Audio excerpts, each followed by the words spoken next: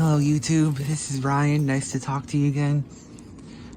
For those who have vision, or excuse me, for those who don't have vision, I have a beard, so I'm gonna get rid of it though tonight or tomorrow before church.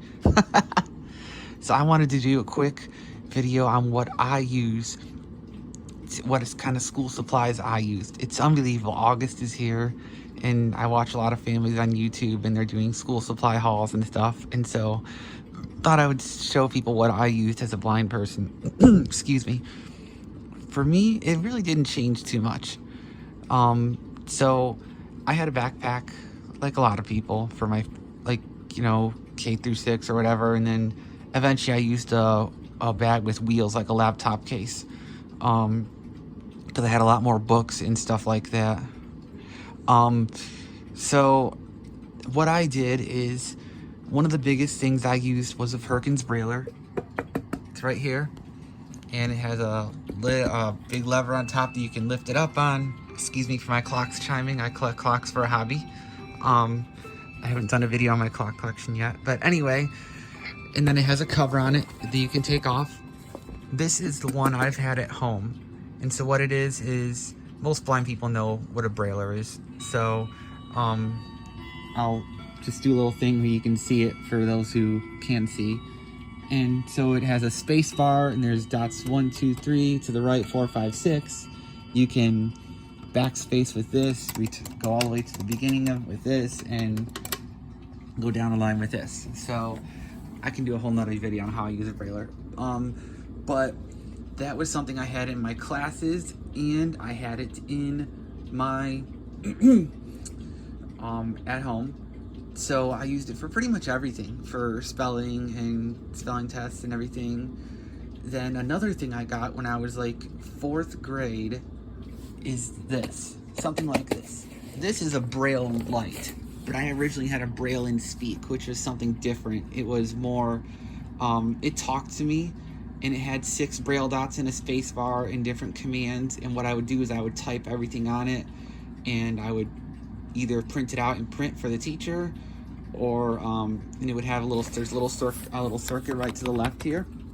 You plug one part into the device and another part in the printer, and you would print something out that way. Or I can do Braille and emboss it out. There was something called a Braille Blazer, and the printers that I used were Image Writers or Epson compatibles. This was back in the 2000s. I don't even think the late 90s, 2000s. I don't think either of those are even around anymore.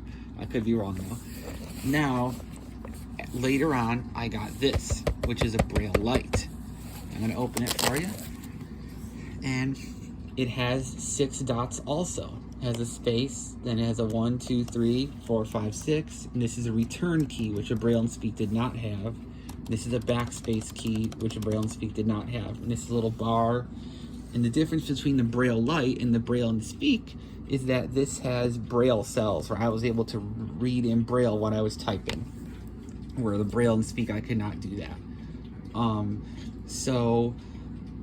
And then other supplies. I did have pencils and crayons when I was in elementary school, but I didn't really use them. I just sort of had them in case I had an aide, K through 5, and so in case they wanted to use them. And then when we had, indoor recess, when it was really cold, I would sometimes scribble on paper pretending I was writing and stuff like that. So, I did have some, but I obviously didn't use them very often.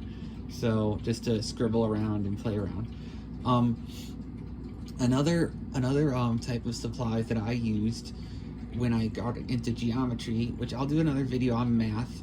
Let me back up for a second. I used a talking calculator, which I don't have in front of me, so I can't really show you, but I used it a little bit. And I also had something called an abacus, which has a bunch of buttons on it. Again, I don't have it anymore. I have no idea where it went. And that's how I did all my math. So I had eventually got a talking scientific calculator, but I never figured out how to use it very well. So I didn't play with it too much. And what I would then also, as I got later on for geometry and stuff, for those of you who are high schoolers, you probably have to, I'm sure you buy a lot of different paper and stuff like that so you can use, well, I used Braille graph paper and I used a foam pillow and I pushed pins inside graph paper, and that's how I made drew things with a ruler or something like that, and I'll make another video about that. So that was another supply that I used, and that was basically most of the things that I ended up using when the first school supplies that I used. But it wasn't like I bought every year, because you know, you're not going to buy a Perkins Brailler every year or a Braille Light or something like that every single year.